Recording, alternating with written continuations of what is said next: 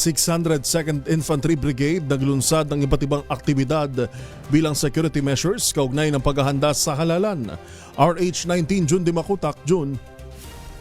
Abala na sa mabusising paghahanda ang pamunuan ng 602nd Infantry Liberator Brigade sa pamumuno ng bagong itinalagang commander na si Brigadier General Ricky Bunayog para ito sa naripintong halalan sa Lunes, May 12, 2025. Noon na nang inilunsad ang Joint Peace and Security Coordinating Council meeting na dinaluhan ng mga pangunahing opisyal mula sa PNP at MILF na nasa operational control units ng 602nd Brigade sa Camp Lucero, Carmen, Cotabato Province.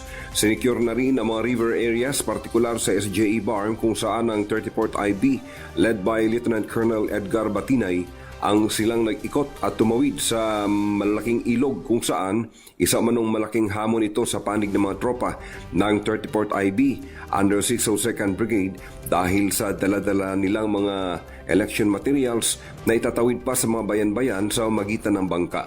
Magugunitang kamakalawa, 2 sundalo ang nagbuwis ng buhay dahil sa pagkalunod nang lumubog ang nasakyan nilang bangka habang tumatawid sa malakas na current ng ilog.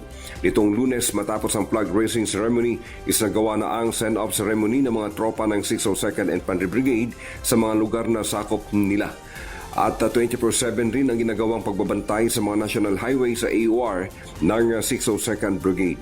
Ayon naman kay 602nd Brigade Commander, Brigadier General Ricky Bunayog, ang lahat ng paghahandang ito ay bilang pagpapatatag umano ng interagency collaboration upang sama-samang isulong ang mapayapang halalan sa bahaging ito ng Central Mindanao.